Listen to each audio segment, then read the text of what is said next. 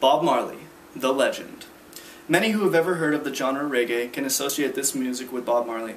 He was an icon of his time, and his life journey is one that gave him even more meaning to his music. Bob Marley is a musical genius and a name that continues to live on even after his death. To begin, Bob Marley was born on February 6, 1945 on the island of Jamaica.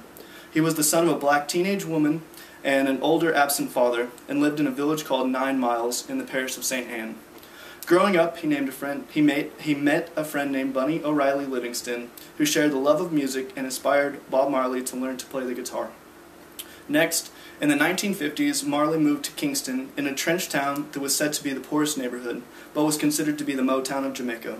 After quitting school and working as a welder, a local recording producer named Leslie Kong heard Marley's voice after Marley auditioned for him, and decided to have him record singles, one being Judge Not, released in 1962.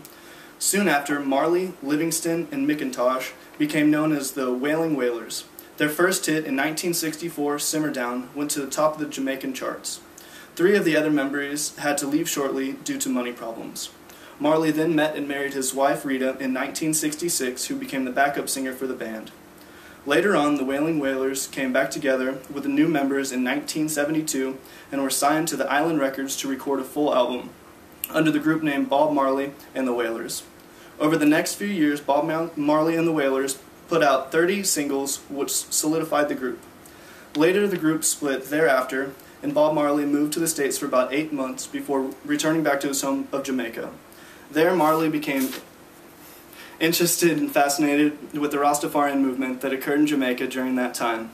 Before long, Bob Marley was making music about his new beliefs and spiritual and social issues, which were the cornerstone of his music.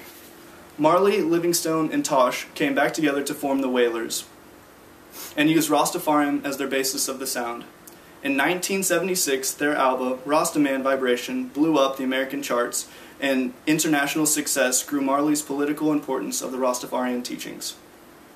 Rastafarian is not so much the belief as it is an ideology. This group of individuals believe the spiritual use of cannabis and the rejection of Western society. Reggae music, which is what Bob Marley is known for, did not have a distinct genre until 1960s. It is a mix between ska, traditional Jamaican music, with a touch of memento, and American R&B. Finally, in 1977, Marley was diagnosed with cancer, as well as suffered from a toe injury that he was advised to be amputated, but refused due to his Rastafarian faith of keeping his body whole. His cancer soon spread throughout his body to his lungs, liver, stomach, and brain. On May 11, 1981, Bob Marley, at the age of 36, passed away at the Cedars of Lebanon Hospital in Miami on his trip back to Jamaica from Germany. The last words he said to his son Ziggy was, "Money can't buy life."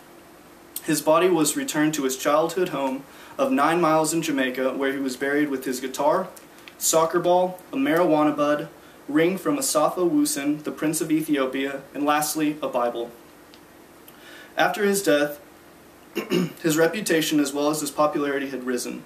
In 1983, 3 years after his death, the remaining Wailers released the album Legend.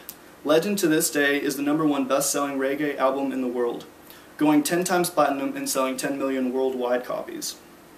In 2001, Marley received a Lifetime Grammy Award along with his introduction into the Rock and Roll Hall of Fame.